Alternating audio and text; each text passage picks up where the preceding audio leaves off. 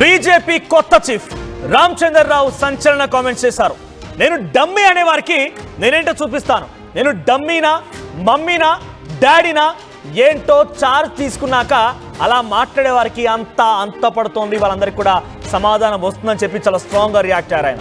నేను 40 ఏళ్ల నుంచి బీజేపీలో ఉన్నాను. పార్టీలో ఎవరు అలక మీద లేరు. నేను అందరినీ సెట్ చేస్తాను. పార్టీ నిర్ణయానికి కట్టుబడి అంతా పనిచేస్తారని చెప్పి రామచంద్రరావు అన్నారు. అధ్యక్ష పదవి ఆశించిన వారిలో నా ఫ్రెండ్స్ కూడా ఉన్నారు. నేను వాళ్ళ ఇంటికి వెళ్తా, వాళ్ళ ఇంట్లో టీ తాగుతాను, కాఫీ తాగుతాను, వాళ్ళందరితో మాట్లాడి వస్తాను. ప్రతి ఎన్నికల్లో కూడా బీజేపీ ధైర్యంగా పోటీ చేస్తుందని చెప్పుకొచ్చారు ఆయన.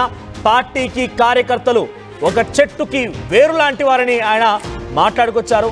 పార్టీ కోసం కష్టపడ్డ ప్రతి కార్యకర్తకి అవకాశం వస్తుందన్నారు రామచంద్రరావు. ఏదేమైనా రామచంద్రరావు నియామకం తర్వాత పని కట్టుకొని కొంతమంది బీజేపీ నాయకులే ఆయన డమ్మీ అంటూ ప్రచారం చేస్తున్నారని ఆయన మొదటిసారిగా ఆయన నియామకానికి అధిష్టానం నుంచి డిక్లేర్ కన్ఫర్మేషన్ వచ్చిన తర్వాత రోజునే బీజేపీ భవన్ వేదికగానే మాట్లాడుకొచ్చారు.